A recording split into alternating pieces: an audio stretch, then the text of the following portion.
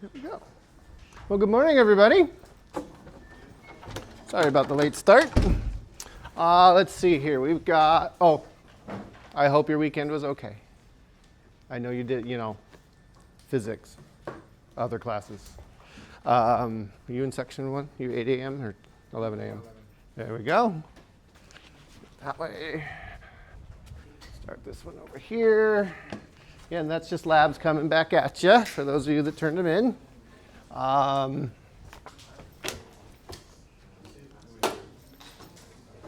Tomorrow, exam, right? Okay, so we've got to get everything out of the way that's going to terrify you. So let me start. I did post this. I don't remember when I posted, August 30th, whenever that was. But I put on here, okay, a list of topics. Just zooming in here so it'll be nice and big, right? Okay. So I've made up the exam, selected some questions. I started with these topics and then picked questions for them. The idea behind this is to focus your studies, right? Help you, I could have just put down 1D kinematics times 4, right? And that wouldn't have been all that helpful, right? But I'm trying to sort of spell out the exact sort of things you're going to be up against, and you'll see homework questions that sort of relate to these ideas and things like that. What does the times 2 mean? Yeah, there's 2 of those types of questions, right? So you can expect to see 2 types of unit conversion problems from chapter 1, okay? You can see 2 vector problems, like from chapter 3. And I'll say that for the vector problems, they are strictly like vector problems. It's not like a physics problem that has vectors in it. There's plenty of that in chapter 4, right? Okay. These are, here's 2 vectors, add them together, find their resultant, subtract them, tell me what angle the resultant points at, right? It's like show me that you know how to do vector addition, subtraction, that sort of thing. And then I've also indicated when a problem is conceptual in nature. The way that you'll know something's conceptual on the exam is it'll have a multiple choice format. Okay, it'll be a question and then there'll be things to choose from. That's your clue on the exam that it's a conceptual question. Now, every question on the exam needs to be answered. Sorry, I shouldn't have said it that way. It needs to be explained. So if you circle an answer and it's correct and there's no explanation, it's still not right. It's still considered wrong. Because in my grading, your ability to show me that you know what you're doing is more important than actually getting the right answer. Right answers help, right? But I need to see where the answer is coming from. And that includes the conceptual questions. Sometimes I get the question from students, Mr. Balogh, I know this answer is right. Like I know, because physics, like because of what you taught me, right? Like, and that's not, you can't just say because physics. It's too open, too broad. And so students are like, well, but Mr. Balogh, what do I do? Like, how do I explain this to you? And I said, my answer is, tell me why the others are wrong. That's a perfectly valid way, right? Like, this one's the right answer, and these are why these are wrong, right? This is the flaw in this one. This is where this statement's false, whatever, right? So you can always go at it from that point of view too, right? So 2 out of the 12, and there's 12 questions represented there, okay? 2 out of those 12 questions are those conceptual in nature, similar to the kinds of things that you've been getting in your homework. Let's break the question and answer here into several steps. Are there any questions about these topics? Like I'm not going to do any examples right now, but like specifically, is there something you don't understand about what I mean when I give you these topics? Yeah? What was the centripetal acceleration was the circular motion. I think we did a calculation where somebody was standing on the surface of the earth. And your homework in chapter 4 had, was there a space station? No? Yeah, satellite or something, right? Going around the earth or something. So constant acceleration for objects moving in a circle. That's what that one's about. Any other things like about the topics, like you don't understand what's on the list? Okay. So now let's talk about what you're going to come up against tomorrow when you come into lab. Okay. The lab room is going to look a little bit different. It's the tables will be turned slightly, and we are going to have dividers on the tables that divide the tables into 4 sections. Okay. There's these little wooden dividers that stick up so that you can't see the work of the other people you'll be sitting with at the table. We've left them, we thought we were going to do like voting booth kind of things, right? We put you in there and we pull the little curtain behind, you get all your privacy to vote. And it wasn't working. And we were like, so do we make these things high enough so you can't see the person across from you? And we thought it would be much more delicious if you could see the existential dread, right? No, it felt more comfortable to students to be able to kind of just know that the other people were there, right? Okay, but not be able, but you can still, I guess, sort of stare into each other's faces with the tears starting to drip down, right? But yeah, you'll be able to see the other people at your table. It's just you won't be able to see the work, right? And you'll want to keep your head down, keep your eyes on your page, and not be, right? 3 for C or whatever, right? We'll start asking what's going on there. So just realize you're going to have sort of your own little private space to work, okay? And what you need to bring to that space is your calculator and something to write with in your note sheet, your cheat sheet, right? All your bags and everything will go in the back like they normally do.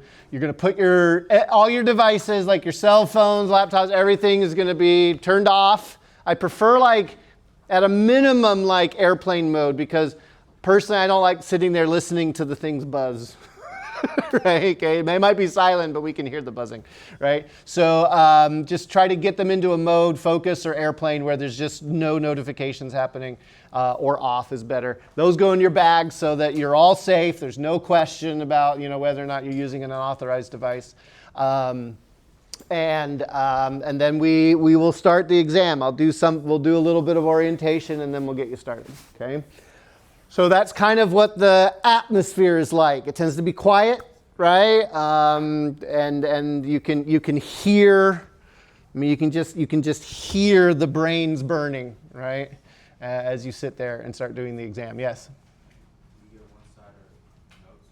You get one sheet of paper, standard letter sheet of paper, front and back.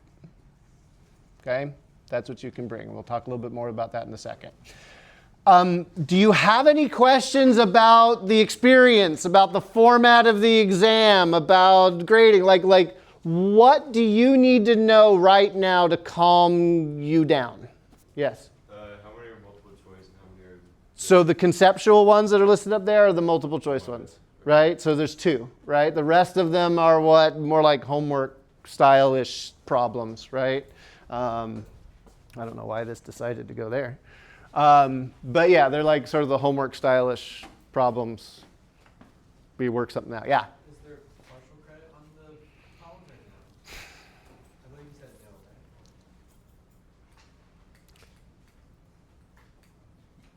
right? No, yes, no. Yes. So the reason I am trying to answer this question carefully is because it depends on what you consider partial credit to be. If you're halfway through if you get halfway there and you don't bring it home, I don't give you half credit, okay? To be considered full credit, the problem needs to be done. It needs to be explained sufficiently, right? What does that mean? Well, it depends on the problem. I need to see evidence that you know what you're doing, right? And you carry it through. Now, let's say that you've done a problem and you've set it all up correctly. You've got the right equation for the situation, and you're in the part where you're plugging in numbers. And on the one line, you had 1/2 AT squared, and on the next line, when you put the numbers in, you dropped the squared off of your time. I'll probably ignore things like that, right? I'll look at it and go, I know what happened there. You were moving fast, test anxiety, right? The heightened emotions of a testing environment. I tend, like if I know it's a calculation mistake, like maybe your calculator lied to you, or I can see everything set up right and then the number just went wrong, I tend to give you the benefit of the doubt. And I'll probably write something on there that's like calculation error -0, which means, yeah, it's wrong, but I'm satisfied that you knew what you were doing to give you credit for the problem. So no, I don't give partial. You'll never see a 0.5 or a 0.8 or a 0.75 on a problem, right? But at the same time, if there is a mistake that is like an arithmetic error, or you have the squared and just forgot to carry it through, I'm like, I'm not an engineer. I'm not going to be a stickler for that. Does that sort of answer your question? Other questions that you need to know, you have to know to be like for your study? Yeah. No, you get 2 hours. You get 120 minutes. There's 12 questions, 120 minutes. What's the average there? 10 minutes per problem, right? Okay. So, are all problems 10 minutes long? No. Okay. Some are longer. Some are shorter to balance that out. Okay. So, you get 120 minutes, 12 questions. More on the exam autopsy later. I know you want to know the answers, and the answer is you'll have a shot at redemption. It just may not be what you think. All right. Other things to know. The order of the questions is random. So this is an alphabetical list of the topics. Okay, it's not, I probably should have put it in chapter order or something, but it's just the alphabetical list of topics. When I do the final print of the exam, I tell the computer randomize, right? Just give these questions in random order, right? What does that suggest to you about how you should go about doing the exam? What do I mean by that? If it's in random order, does it matter that you do the problems in order? No, right? So what's the general strategy? Which questions do you think you should do first? The ones that are easy for you, right? I would take like the first 3 minutes of the exam to look at all of the questions, right? See if you can't think, this is chapter 1, oh, this is the 1D, oh, this is the that, right? Okay.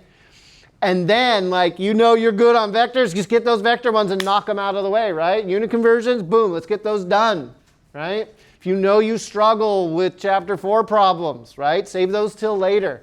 Don't feel like you have to work the exam in order, because the order doesn't matter, okay? So my advice is work the ones that are easy for you, save the ones that are hard for later. My advice is that way because all the questions on the exam have exactly the same point value. In other words, there isn't like a question that's worth 3 times the amount of other questions on, right? There's 12 questions, they're all equally weighted, and so you should save the hard ones for later. Whatever you do, you don't want to start working on a hard one, look up and realize you've been working on it for 40 minutes and you've got 11 more questions to do. We want to avoid that kind of situation, right?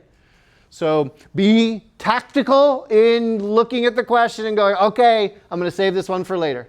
I'm going to move on, right? Also, what happens if you're like 5 minutes into a problem and you're not getting anywhere? What should you do? Cry? Move on, right? You should move on. Move on to another question. And then maybe move on to another question. Don't be surprised when 5 to 7 minutes into a different question, your brain suddenly is like, oh, wait, I know what I'm supposed to do, and that one I left. And you'll jump back and finish that up. Your brain will continue working on things in the background, okay? Your subconscious will chew on it, and there will be links somehow, and you might have to hop back and finish, right? Okay, so you're sort of, maybe I'm encouraging attention deficit disorder here, but like your brain wants to hop, okay, from question to question just to give it a little something different to do every 10 minutes or so. So take advantage of that. What other questions do you have about how the test is going to run or anything? Yeah. For unit conversion questions, how much of my cheat sheet should be dedicated to like 1 feet equals this many meters? 0. Don't put those on your cheat sheet. I feel like that's a waste of space. If you want a conversion factor that doesn't like directly answer the question, I will give it to you, right? I've already put some conversion factors in the problem, right? So many that, right?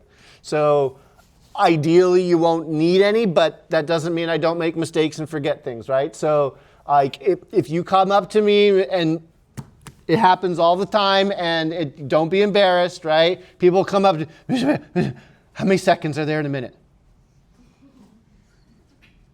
And I look at you, I give you a hug, it's okay, right? And I tell you, right? I don't make fun of you, all that kind. That brings up, what happens if you don't understand the question? What do? Ask. Ask who? Your neighbors? Ask me, right? Okay? Please, ask me, right? Put your hand up, I'll come over to you. If I'm not paying attention, come up to me, right? And we'll whisper so that we don't disturb anybody, but like, ask. Please ask. What's the worst thing that could happen if you ask me a question? I bust out laughing. That's the dumbest question ever. Would I do that to you? No, I would never do that. I wouldn't even think it of you, okay? Because I recognize that a question means that there is a brain that is like, right? And that brain needs help, okay? The worst thing that'll happen is I will smile at you with my winning smile and say, I won't answer that question for you. Because you've probably asked me a question along the lines of, how do I do this problem? Right, okay? Let's try what I'm trying to find out. Do you know how to do the problem? But ask anyway, right? Because the worst I'll say is I won't answer that question. What I will do is clarify the question for you. Sometimes problems sneak in. I try to avoid it, but I don't notice it sometimes. That have references to sports or something like American football rules, like a field goal. Maybe you're not familiar with what that means or something, right? And so you don't have context for the problem. Come on up, right? I'll put it in different terms for you, okay? So please just ask, right? Don't sit there thinking I should. If you've got a thought in your brain that's like, I should ask, but Mr. Bitt, ask me, right? No buts, okay? Just ask me. Because I want to make sure that you are being tested on the physics of the question and not something else, right? What else do you need to know before tomorrow? Are you feeling worse or better or the same? A little bit better? A little bit more to what to expect? So if we bomb this test, how bad would that be? How bad will bombing this test be? Bad. But define bomb. Bomb like below 50. Below 50 is bad. Yeah, below 50 is we need to talk about why did this not work, right? And like I said, I think in the first lab that you can get a 57% average on all the exams and still get a C in the course if you're doing everything else, right? So, it's not the end of the world. I shouldn't say things like this. For some of you, this is going to be the first time you get a really bad score on an exam. I just know that, not because I know you personally, but because I've seen it hundreds of times, right? Hundreds of students have come to me in some way, shape, or form and said, Mr. Balogh, I get straight A's and everything else and I got a C? What happened? And the answer is physics happened, okay? But it's going to be okay, and you'll see why, right? I'm asking you to trust me that we're going to work this out on the other side. You don't know what that means yet. You'll find out more next week during the test autopsy. But I need you to focus right now on doing your best. I'm demanding your best of you, right? Focus on that, do that, and let's see what happens on the other side. Yeah? More information on the autopsies in the syllabus, right? No. It's mentioned, but I'm being cagey for a reason. You'll see. I am on your side. I am. But I have to find out what you know. Okay? And right now, the autopsy isn't important. Right now, what's important is getting the best performance out of you that we can.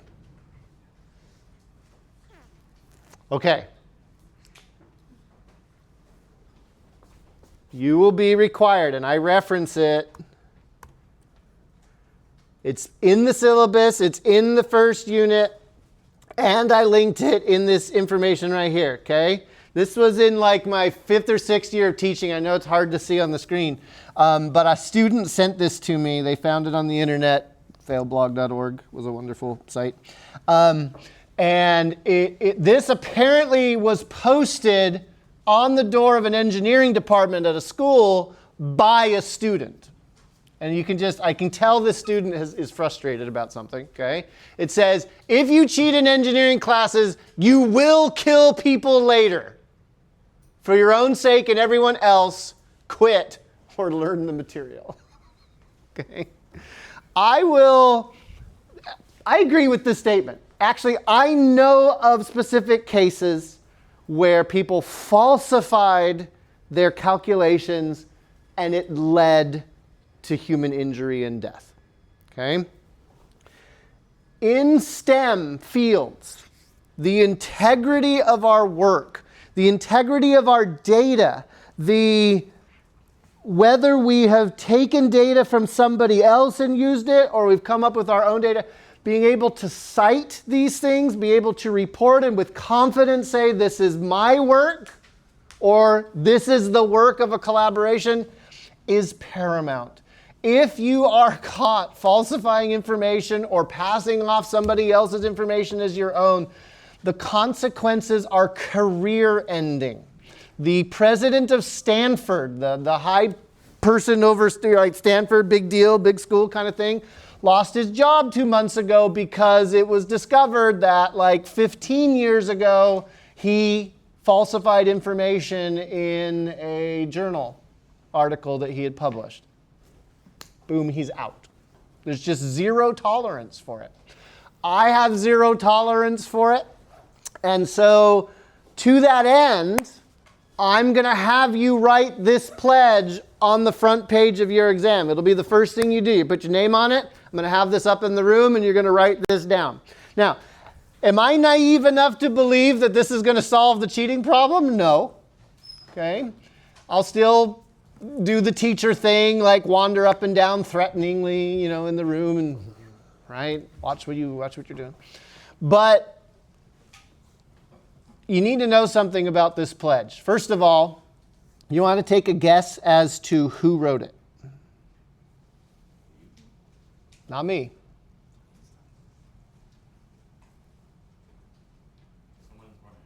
Someone what?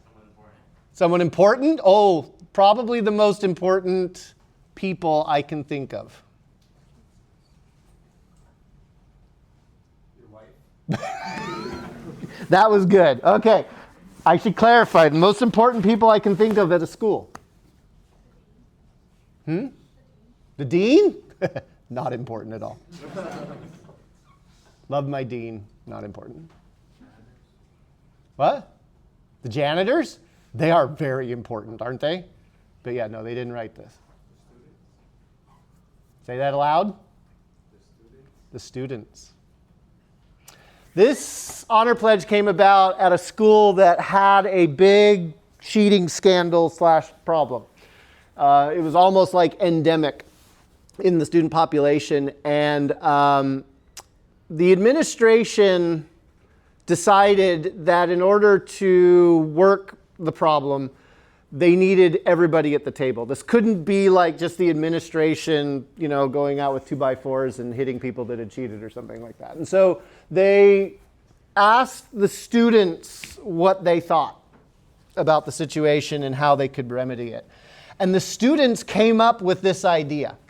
This idea of a pledge that every student would be required to submit and write on the front of every essay, on the front of every math homework assignment, it was everywhere at this school. It was motivated by the students, they wrote it, and the Associated Student Government at that school went to the student body and said, this is what we're going to do, to show that we can have integrity and that we mean what we say. You are about to produce the first piece of intellectual property that is yours in this course. Up to this point, the labs, the homework, the quizzes, everything has been a very collaborative thing. I have no way of knowing, right, whether you've helped each other on, I hope you've helped each other on it, or used Chegg or used ChatGPT or whatever, right? But tomorrow you're going to produce something that is your work. And we want to make that yours. Whatever it is, the best thing it can be is yours. So to that end, I'm going to ask you to write this on the front of your exam and hopefully mean it. And if you feel like you can't, if you're looking at this and you're feeling uncomfortable or you don't want to commit to it or whatever, tell me before tomorrow, right? Let's have a discussion. Let's see if we can work something out so that you can commit to integrity. It's so important. People's lives are on the line, especially if you're going into medicine and engineering. How many of you, maybe you've had this experience, have either worked like at a medical office or maybe at a business where you are required to sign something called a non-disclosure agreement or the protection of patient records or something like that, okay? This is common practice where you are given information that is privileged and should not be shared either outside the organization or outside of a doctor's office or something like that. And there are huge penalties, career-ending penalties for breaking those agreements. And so this is my way of teaching you something that perhaps is even more important than physics, right? It's saying, this is mine. I stand by it, whatever it is. Because we can work with that, right? If you're handing me something that's not yours, that's hard to work with. What do you think unauthorized assistance might be? Because that seems like a kind of a broad term here. Phones, right? Because I specifically say in the exam instructions, by the way, there's a sample sort of exam sheet on the website. I should probably just show you instead of talking about it. Go to modules, go down to the first one right here, physics exam sample, okay? If you take a look at this, there's like a disclaimer that says this isn't represent, but this is the title page, okay, that you're going to see tomorrow. Go read it today so you know, so you don't have to waste time reading this tomorrow, right? Okay, you put your name on it, you're going to write the honor pledge, okay? And then I've given you an example of what maybe, this isn't indicative of the difficulty or anything, but more of an idea so that you know, okay, in a like a homework style or computational problem, this is the kind of, justification that would be considered, perfect or something like that, okay? And then I also gave a example of what a conceptual sort of like question might look like and how you might go about justifying it, okay? I'm not saying you need to give a big long sentence like I did, right? But I'm trying to prepare you, right? So you know the kind of things to expect. So on that title page, I do specifically say things, right? Okay? No other items are allowed, right? Show all of your work, right? Any violation of the honor pledge, right? And the syllabus does have more information about what's appropriate and not. Phones, anything that connects to the internet that is out during the exam. I don't instantly think you've cheated. I'm just simply going to tell you that's a violation of the honor pledge. You are now done. Right? I'll take your exam. I'll invite you to leave. What else might be unauthorized assistance? People around you, right? So keep your work to yourself. No.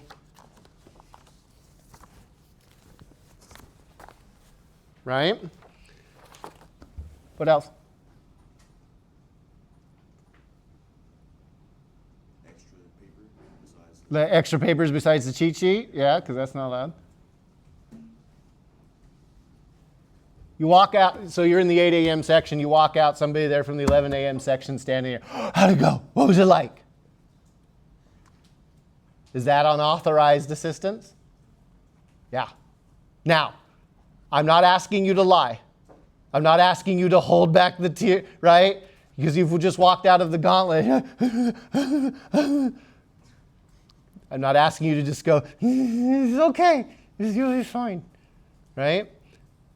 What I'm asking you to do is to say, Mr. Balogh's asked me not to talk about it, right? Somebody comes up to you and asks you for information about the exam, point them my way, right? Okay? your mother asked you how the exam, my teacher said I'm not allowed to talk, right? And when she gets mad at you, give her my phone number. I don't check my phone mail anyway, right? She can shout into that. So just be careful, right? Okay? Don't share information. 11 a.m. section, don't ask, right? Be polite to your other student, to your classmates, and be like, oh, I'm not going to put them in a position where they feel awkward or feel like they have to tell me to forget it. So when in doubt, right, come and ask me, right? Is this authorized? Is this not authorized? But let's use this as an exercise in working on our integrity. Question, comments, or concerns about any of that? Reasonable or not? Let me know if you disagree or agree, either way. Yeah? Never mind. All right. Okay, finally, with all that out of the way, what are your questions? What can I answer about physics, about the exam, if we have to, about life, that will make your experience tomorrow better? So are you allowed to ask a homework? Yes, absolutely. So on the last problem for the chapter 4 homework about centripetal acceleration, I was able to find the period and the centripetal acceleration and velocity, but I don't know how to find the revolutions. Okay. Let's pull this up. Doopy-doopy-doo. Questions down here.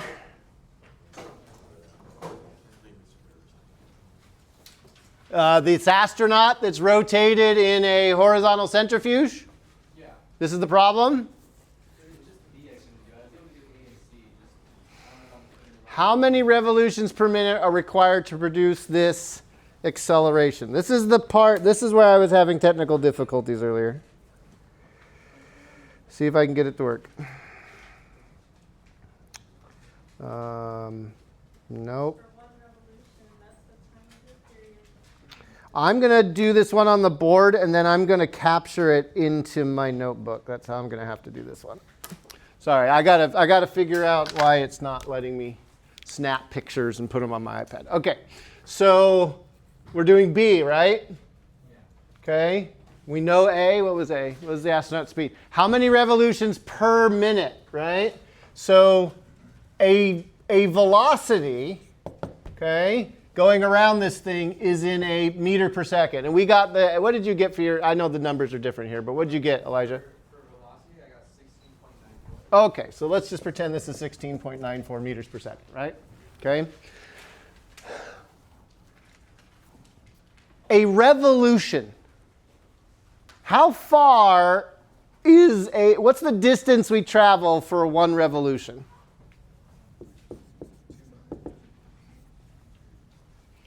It says that we have a radius of 7.9 meters. We're going around in a circle. The circumference, right? To go around this thing once means we've done a whole circumference of this motion, right? And the circumference of a circle is 2 pi r. Good. Not pi r squared. That'll be a mistake I see tomorrow. It'll be okay. All right? 2 pi r. Okay. So 2 pi r like in meters, right? Because we're going to put the radius in there. And the 2 and the pi don't have any units. So 1 revolution is equal to 2 pi r meters. And we were given the radius, right? So if we stick this radius in there, 7.9, my numbers are not going to work out. Okay? I now have a conversion factor here, don't I? Between 1 revolution, right, and the number of meters that takes. Okay. How do I convert seconds into minutes? 60, right? Okay. I'm setting this up basically as a unit conversion problem, right? Okay. So a revolution per minute is basically a circumference divided by a minute, right? So if we know how fast something is going, we can convert across. I'll leave it there. Did I answer your question, Elijah? Did you do that and it didn't work? So you put the 2 pi r over the period, right? No. I take my 16.94 meters per second, and I literally say 2 pi 2.9 meters in 1 revolution. The meters cancel out. I'm left with revolutions. And then I do a for 60 seconds in 1 minute. I'm just doing a chapter 1 conversion problem.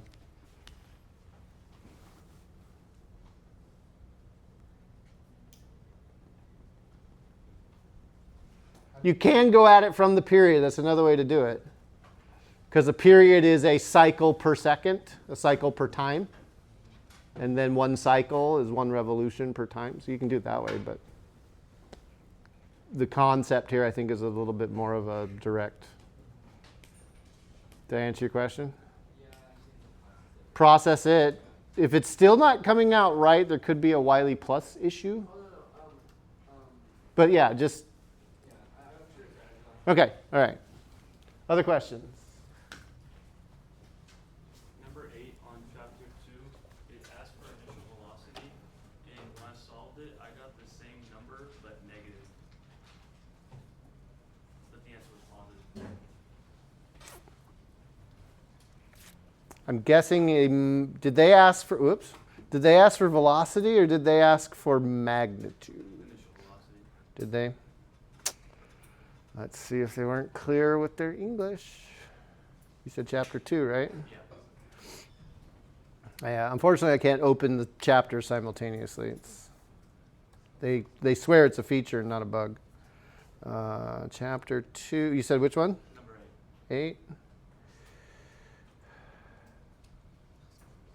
What is the initial speed of the second stone? The initial velocity is negative because it's thrown downwards, right? But is speed a vector? Yeah, it's just the magnitude. You're like, Mr. Balogh, do I need to understand the difference? You know what? If I asked a question and you gave me the velocity, if I asked for like what's the magnitude of the velocity, like what's the speed that it has, and you threw the negative sign on there, I probably wouldn't even notice, right? Like, oh, well, it's down. Okay, sure, right? Wiley plus is very literal when it comes to the key, right? And if you, even though it's a negative velocity because it's going down, they ask for speed, which technically has no direction, so it's just a number. It's yeah. You should always. You probably did this, right? When it didn't give you the right answer, you just tried the positive one and it worked. Yeah. For number 8 on chapter 3, I couldn't do F, like the last part, where they want the angle that it's the angle in the fourth vector that counts. A number of people ask me about this one. I think this has to do with either confusion from the tangent or how they want you to input the answer. Probably both. So let's see. Problem. Okay. I'm going to point this out because it always seems to come as a surprise to a lot of people. Okay. Chapter 3 is done, right? It's due. It's over. You never want to see it again. If you go into your assignment, okay, and which one was it? Number 8, and you click on it, there should now be a new button. I'm in the student view right now, right? And there's a solution button right there. And now what is this? This is the instructor solutions manual. I'm not saying that's good. I'm just saying it's what they give us to us instructors, right? To see what the justification was for solving the problem, right? So for every assignment, as soon as it goes due, that button appears, okay? So I encourage you, go back, review, especially if you had something that you were like not sure about, right? Okay? You can go back in there, you can see the full solution for the problem, okay? This is why I don't take late homework, because that button just, I set it to automatically appear as soon as it goes due, right? So that resource is there for you, okay? Now, we can just look at this and see what it said, okay? But I remember this problem. I remember helping people with this problem. The answer that you get out of doing the inverse tangent gives you a negative angle, okay? It gives you, I didn't take a picture like I said. Oh, Mr. Baylor, you are fired. I got to 52 and I was like, Where'd my camera button? There it is. We'll make this work. As soon as I just fall on people. There we go. Stick that in there. We'll put that one right there. So that then ends up in the PDF. Okay. And then let me erase this. I had the whole system working and then it didn't work. I did get a new microphone though, so hopefully the audio quality will be better. All right. The tangent inverse in their particular part of the problem looks like they got, see how they have a negative x, positive y component?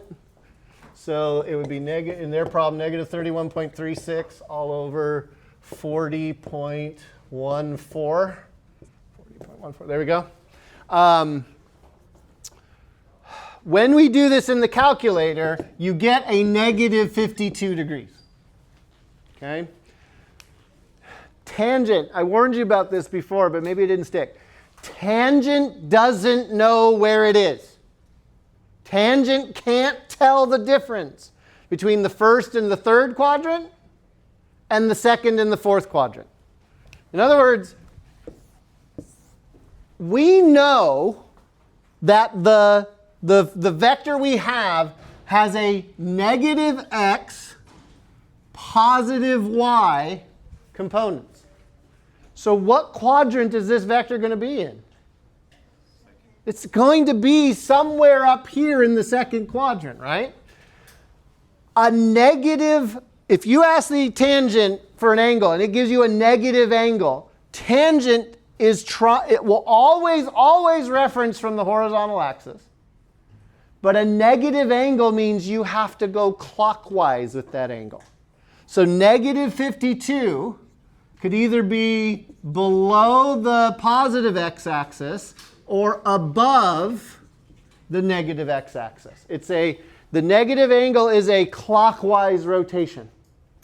If you get a positive number for this calculation, that is a counterclockwise rotation. So tangent will give you a positive answer in the first and third quadrants. Because in the third quadrant, your x component is what?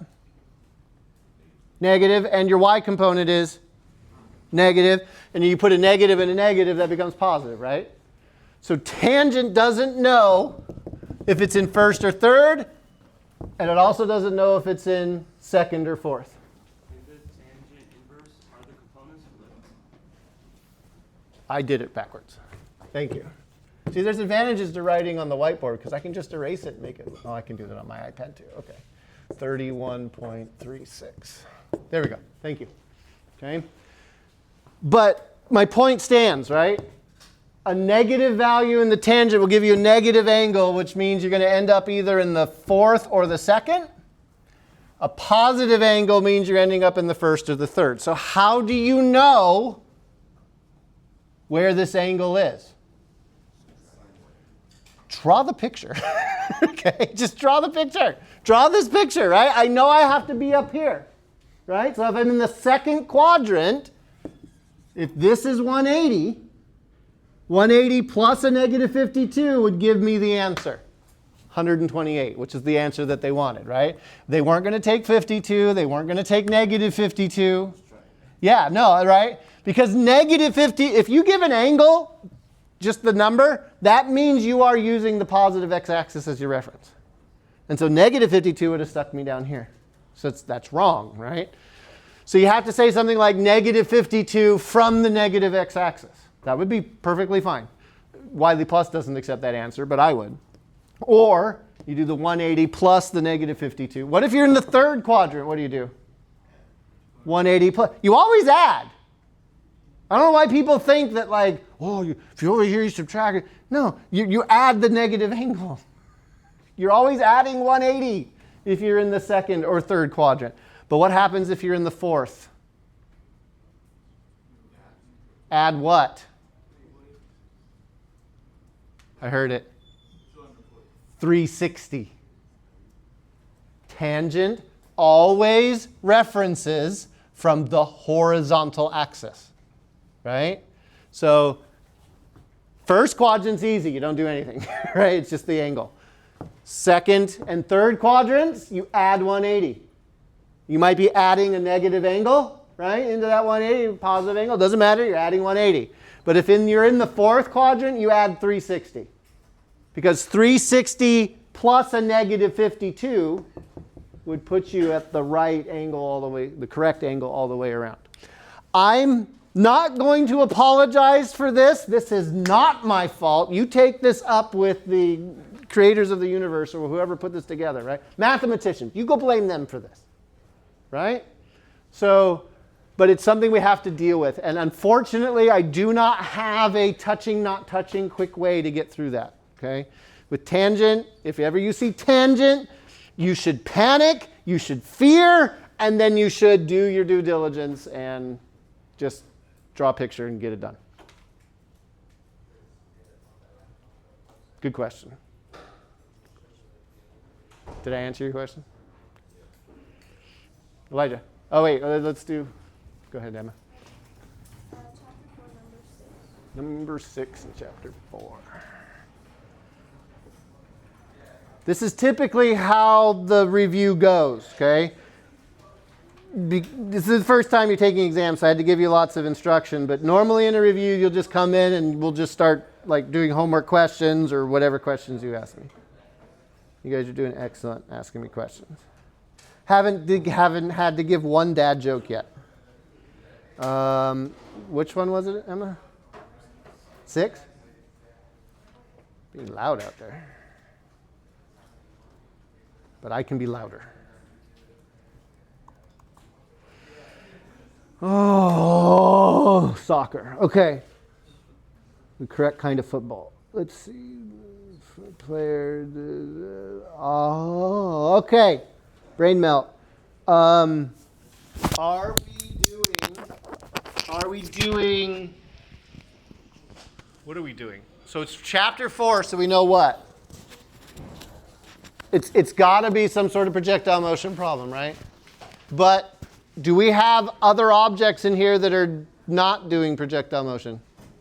Yeah, we've got this soccer player that's running along the ground. So what kind of what chapters does that come from? Chapter 2. Really the first physics chapter. You're right. I've got to do both? The answer is yes. Let me get a picture here.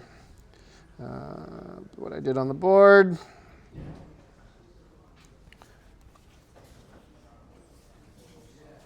Do it like this. There we go.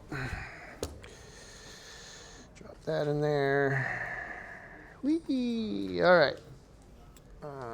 Let's erase this.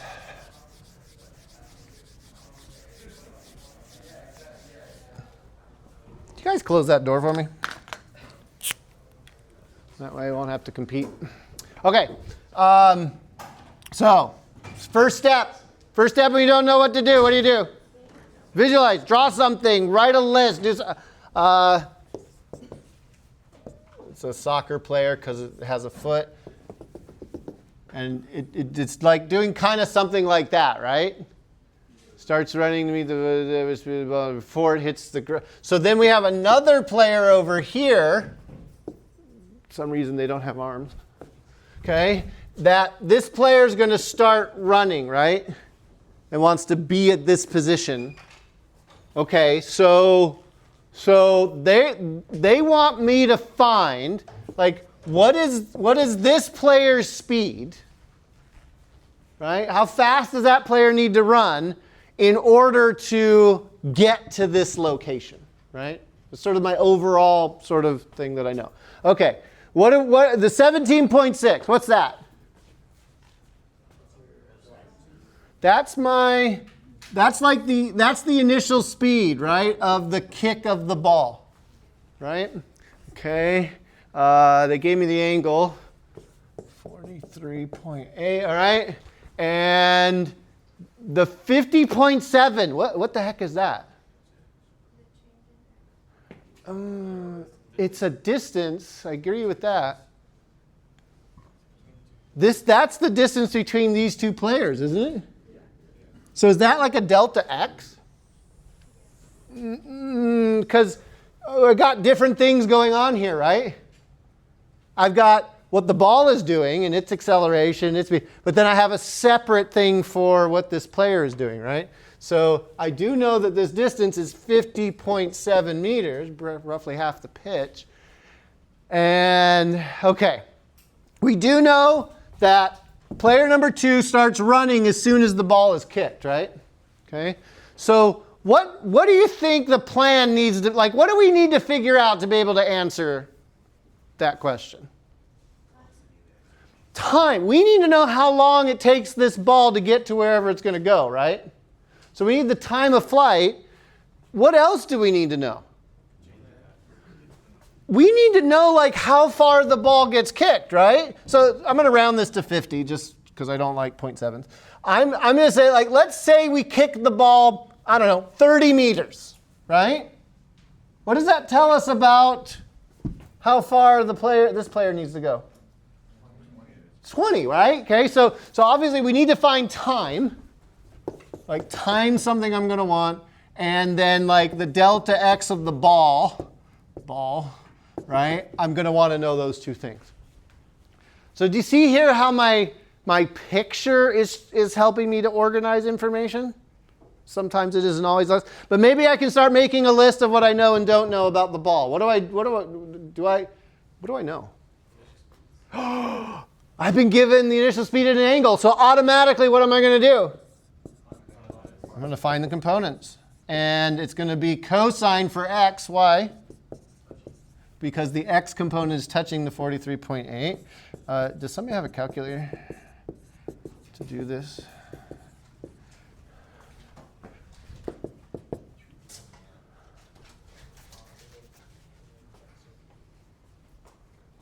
As soon as you get one, let me know. 12.7.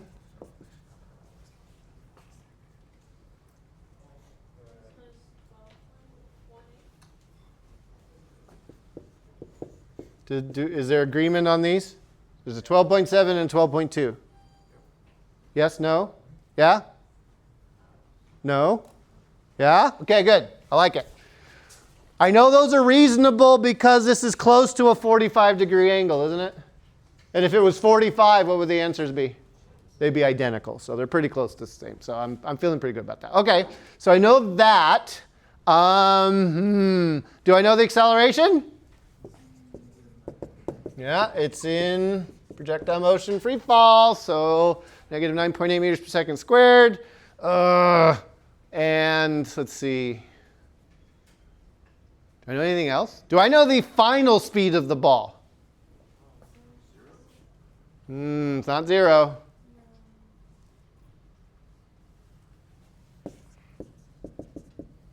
I mean, I kind of do. It's taking off and landing at exactly the same height, isn't it? My delta y here is what? 0 for the whole thing. So that means that its Vy is going to be negative 12.2. It started positive 12.2. If it goes up and comes back down same distance, it's going to be negative 12.2. So I do know it, but that's not helpful. Not gonna, so how am I going to find the time?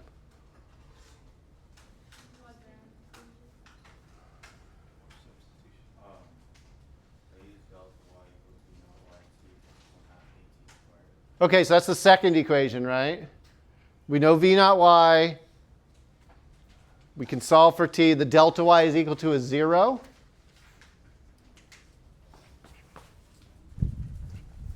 So delta y equals v naught yt plus 1/2 ay. Let's see if it sticks, right? If this is 0, and I have 12.2, positive 12.2, times a t minus 4.9 t. Where did the 4.9 come from? Half of negative, okay, right? And I can solve this. It's not even quadratic, right? Why is this not quadratic?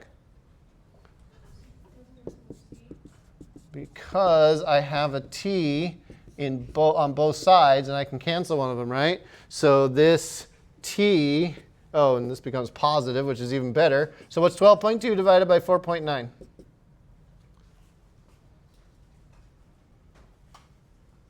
2 point something. 2.48.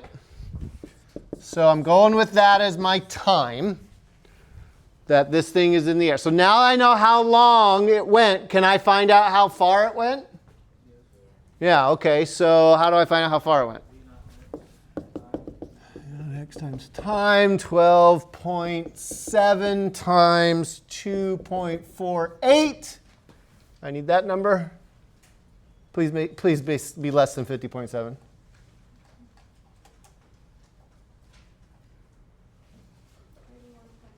$31.5. How do I why was I wanting that less than 50?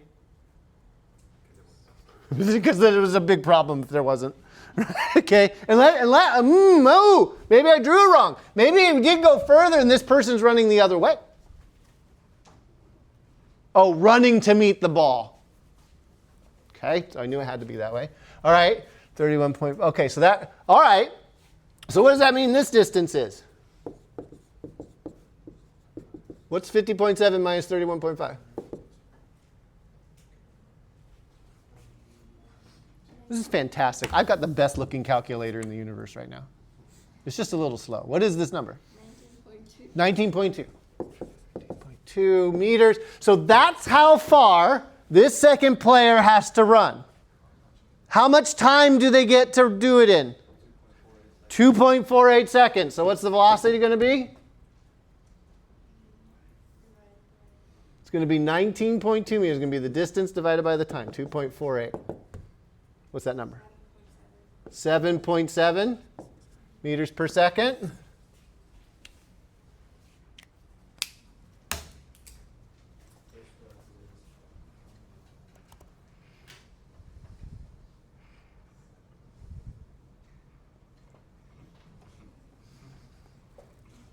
Do I dare click it in front of all of you?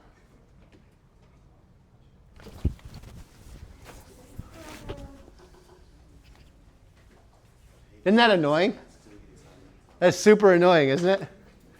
To watch your physics teacher waltz in here and do the problem in like 7 minutes. Right? Right? 2 hours and blood, sweat, and tears and all that kind of stuff, right? It's just absolutely horrible. I would make apologies for doing that, but you know what? I suffered through it too, and you'll get there. Let's see. Add that page. This is so awkward. I will work on fixing this and get it ready. The time was 2.48, yes. Does everybody have the same numbers? Or is it random numbers? Okay. So you'll have to stick in your values. But now you know, and I've got it captured. The PDF will have the pictures of the board in it. How picky are you if I took a different approach without the correcting of the circle? Great. Okay. If I read physics, I can read it forwards, backwards, and upside down. I've been through quantum mechanics. I've seen weird. Okay? So yeah, no, if I can follow it and it's correct physics, if it looks like ChatGPT threw up on it, I'm going to start asking questions. The chapter 4, question 3. 4, question 3. It's a question about this one or a different one? Yeah, I was just saying, so like, there'll be a question in like some steps of something that can be interpreted both ways, because I spent like an hour doing it the other way, where I thought the You thought it was running that way? I mean, right? How do you know when you've read the problem wrong? Right? Sometimes I make the problem, and then that's kind of wasted time. Practice. The way you do this is you look at the end of the chapter, you look at all the problems, and together with somebody else, you just kind of go back and forth. Okay, this is what I did. Do you agree with this set? You don't have to do the problem, right? You're just looking at the setups. You're getting practice reading things, right? Remember I said physics is hard? Reading comprehension. Even I made a mistake, right? I didn't make a mistake, but I realized that maybe I had read it wrong. Away in the direction of the kick starts running to meet the ball. In the direction of the kick starts running to meet the ball. That was the part in the direction of the kick. Right. Was the person running this way? Right? Or was the person running this way? Now, what would have happened if we got an answer that was 75 meters for how far the ball, 75 meters up here? Then the person would have been running the other way and it wouldn't have made any difference. We still would have found the difference between the distance of the kick, right? And all that kind of stuff. So it actually turns out in this problem it shouldn't matter that much. Even if your visualization is wrong and you get a number that's less, that might make you pause and go, wait a second, have I made a mistake? Or is this really how far it's gone? Like, did I interpret the question incorrectly? Am I visualizing wrong, right? I realized, I was like, maybe he's like running backwards. Right. These are common mistakes. And hopefully you've been making a lot of them and learning from those. That's the goal here, is to learn from these mistakes. Is this the kind of thing where if we needed interpretation? Yeah. You come up, Mr. Balogh, am I visualizing this right? And if in my judgment I'm not giving you an advantage, I'll answer the question, right? 4.3, right? Yeah. Okay. I haven't forgotten, but is there any more questions about this situation, this question? Okay. We're in chapter 4. You said question 3? Or part 2. So it's this question. Yeah. Okay. Why is it a cream tangerine? What the heck is anyway? Rank 3 windows according to the average speed of the tangerine during the passage. Oh, I mean part 3 of that question. Sorry. Do this one anyway? Yeah. Just do the whole thing. All right. What's going on here? We've got, okay. This is one. Luckily, we've seen the Olympics recently. Okay. This is Olympic scoring. If you weren't aware, in almost all Olympic disciplines, if 2 people get first place, you award 2 golds and 1 bronze. There's no silver medal. Does that make sense? It doesn't make sense, but do you understand? Okay. So if one person comes in first place and the second place people tie, you award 1 gold medal and 2 silvers and no bronze. Okay? So that's what's going on when they say rank them and if they're equal and all that kind of stuff. Okay. The time it takes the cream tangerine to pass them. Okay. So we're just windows 1 and 2 and 3, right? Not worried about the skinny ones. So is the time the same? Throwing a ball across these windows? Why wouldn't the time be the same? What's the time going to depend on? The time it takes for it to pass a window is going to depend on what? Size of the window and how fast it's going, right? All the windows are identical in their dimension, but it looks like the furthest distance is number 3, isn't it? The actual distance the thing travels. But also, it's a further distance for 3, but it's also going slower up there, isn't it? So that seems to me to be the longest time. By the same argument, the first one seems to be that's where it's going the fastest, and it also has the shortest path across the window, right? Doesn't it say The 3 windows are equally spaced, right? And they're also equal in dimensions, right? Are identical in size and regularly spaced vertically, meaning they're like exactly the same distance apart from each other going upwards, okay? But it's moving faster across window 1 because not only does it have a shorter distance to travel, its speed is faster right there. Window 3 has got the biggest distance and it's going slower right here, so I assume it takes more time. So window number 1 is the fastest. Window number 3 is the slowest. Rank according to the time it takes to pass them. So my brain just broke. Window number 1 would be 3rd place. Am I interpreting what they're saying correctly? Rank them according to the time. So the one with the longest time is greatest.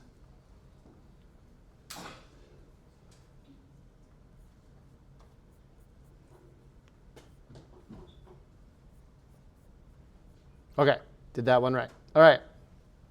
I always panic when it says it's incorrect and I forget there's multiple parts. Okay. The average speed. Okay, we just kind of figured this out already, didn't we? Rank them according to the average. So where is the one that's got the fastest speed across the window? The first one, right? So that would be the highest speed, and then the third one would be the lowest speed. Okay, so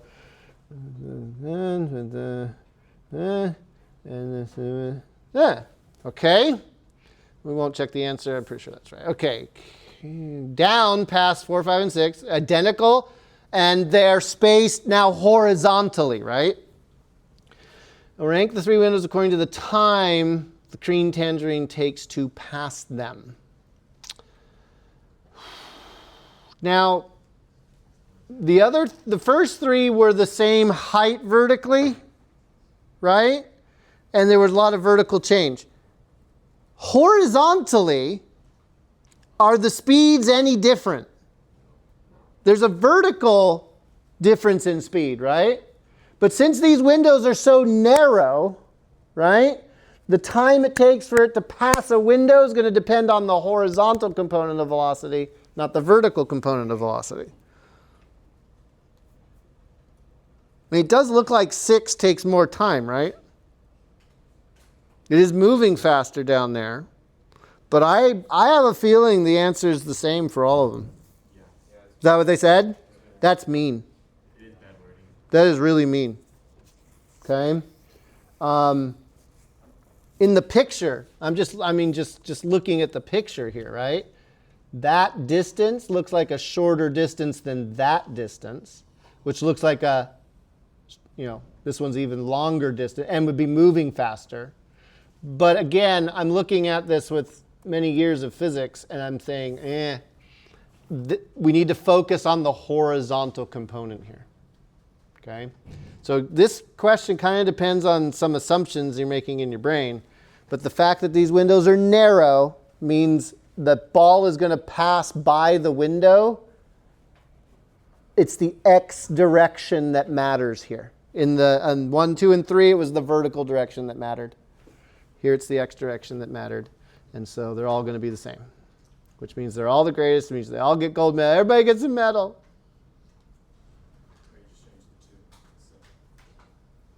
What was that? According to the average speed of the tangerine, they're all the same again, isn't it? No, average speed, it's increasing. So this is going to be greatest. Okay.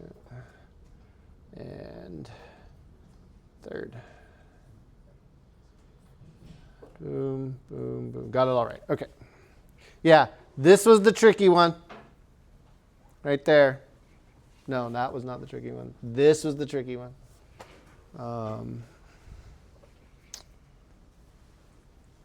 So, what do you do when you're confused about things like this? Ask! Right? Don't let it go. Don't just like, oh, I finally got the green answer. Yeah, I'm moving on with my life. That is a valid and understandable reaction to doing these problems. but make a note to come back to it to find out why. To really find out why it went the way it went. I want 3 minutes. Are we supposed to get out at 9:15 or 9:20? 20? I want 7 minutes to convince you of something. There is a psychological phenomenon called stereotype threat that I wish I had more time to get into and explain to you, but I don't. And this isn't a psychology or brain function class, but I'm going to teach you a little something anyway. What I'm about to teach you is going to, if you take my advice, could result in a 5% increase in your exam score, and it has nothing to do with physics. It has everything to do with how you perceive your whether or not you deserve to be here. Stereotypes are shortcuts that we humans use to classify people or situations. The stereotypical plumber, the stereotypical math geek, whatever, right? Okay. They're unfair. They're usually not true. They can be very damaging, especially in terms of race and other classifications. But there is one stereotype that all of you share right now about this class.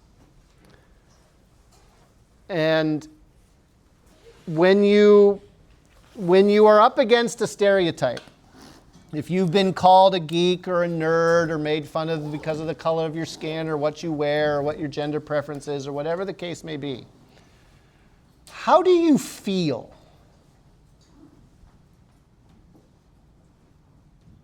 Somebody stereotypes you.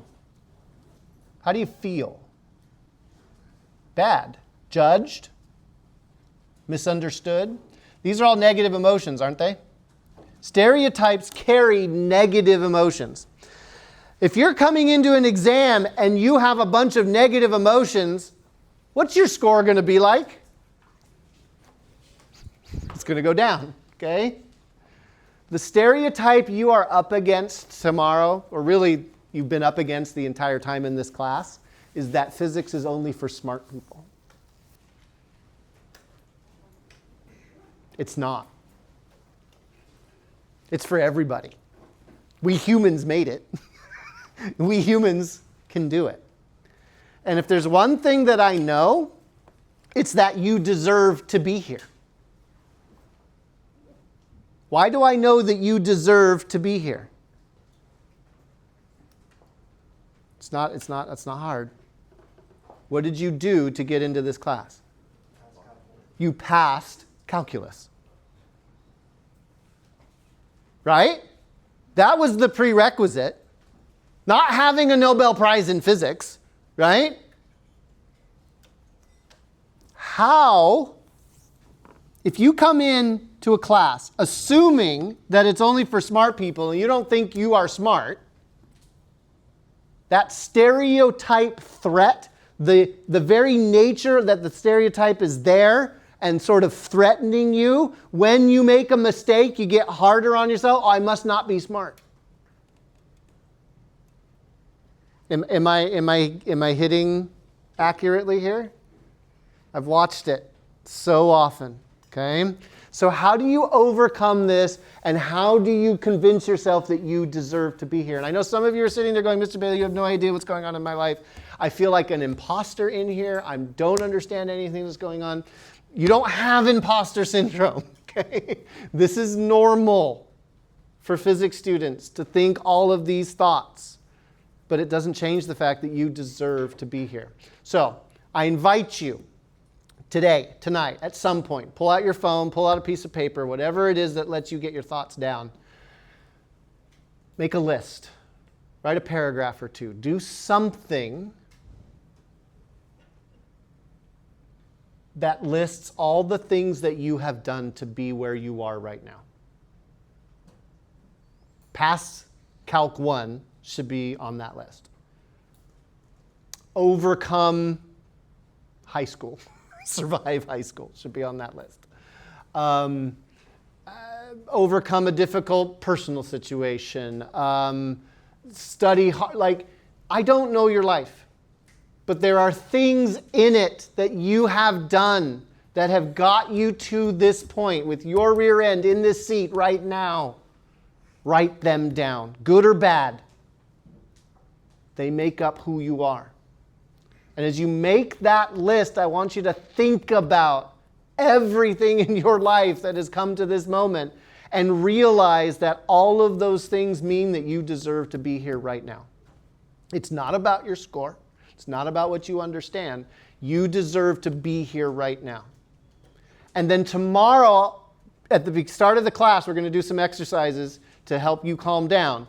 But one of the things I'm going to ask you to do is to remember that list. Remember the things that you have done and accomplished and fought for and overcome to be able to be here right now.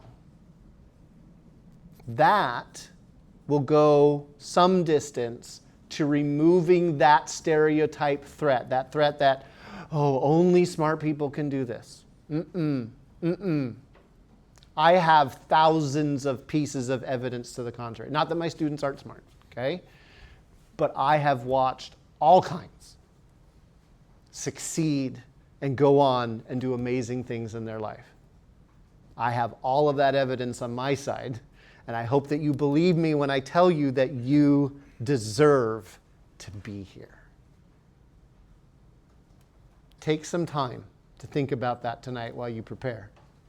And if we can overcome that stereotype threat, you're just going to perform that much better on the exam.